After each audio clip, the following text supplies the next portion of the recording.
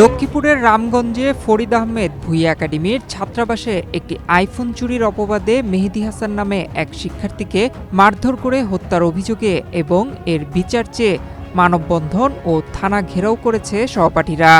18 June বৃহস্পতিবার দুপুর থেকে বিকেল 3:30 পর্যন্ত এসব কর্মসূচি পালন করে শিক্ষার্থীরা রামগঞ্জ সরকারি কলেজ গেট থেকে বিক্ষোভ নিয়ে শহরের চৌরাস্তা এলাকায় মানববন্ধন কর্মসূচি পালন করে।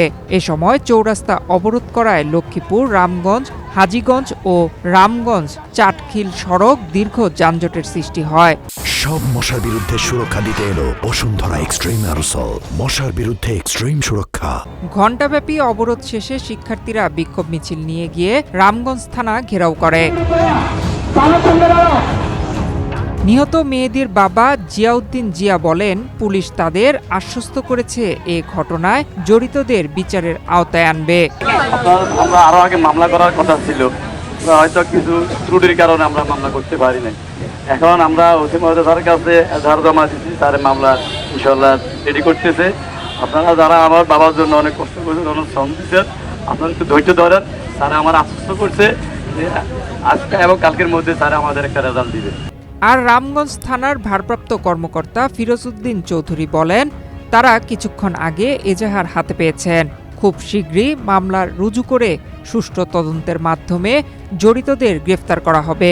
প্রিয় শিক্ষার্থীবৃন্দ এবং এলাকাবাসী, আমরা এই পর্যন্ত ঘটনার পর থেকেই আমরা এই বিষয়ে সর্বোচ্চ আন্তরিকতা দিয়ে চেষ্টা করতেছি। আমাদের মেহেদীর বাবা জিয়া ভাই, আমি একাধিকবার বিভিন্ন মাধ্যমে জিয়া ভাইকে সংবাদ দিছি। ওনারা পুত্র হারানোর বেদনায় ওনারা শোকার্ত ছিল এবং অনেক কিছু তথ্য কালেকশন করার বিষয় ছিল, যার কারণে ওনারা থানায় এসে এজাহার দায়ের করতে সামান্য বিলম্ব হয়েছে। তো আমি ওয়েটিংয়ে ছিলাম, ওনারা এখন আসছে, আমি এজাহার পেয়েছি এবং মামলা রেকর্ড হয়ে পরবর্তী আইনগত ব্যবস্থা হবে। ইনশাআল্লাহ এই ঘটনার সাথে যারা জড়িত থাকবে তাদেরকে আমরা আইনের আওতায় এনে সুষ্ঠু তদন্তের মাধ্যমে বিচার নিশ্চিত করব। আপনাদের সকলকে আমি অনুরোধ জানাচ্ছি, আপনারা মেহেদীর জন্য, আপনারা প্রত্যেকে একজন মেহেদীর জন্য আপনারা মন জ্বলতেছে। আমি একজন এরকম মেহেদীর বাবা বা আরেকজন মেহেদীর বাবা, আমারও মন জ্বলতেছে। আমরা চাইবো এই ধরনের মেহেদীরা আমাদের কাছ থেকে যেন ভবিষ্যতে আর কোনো মেহেদী হারিয়ে না যায়। আমরা এটা সুষ্ঠু তদন্ত সাপেক্ষে ন্যায় বিচার নিশ্চিত করবো ইনশাআল্লাহ।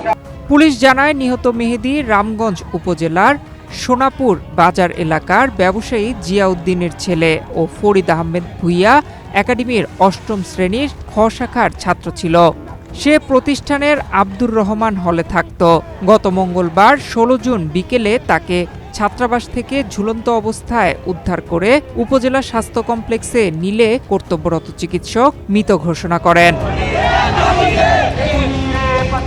নয়ন বিশ্বাস, বাংলাদেশ প্রতিদিন।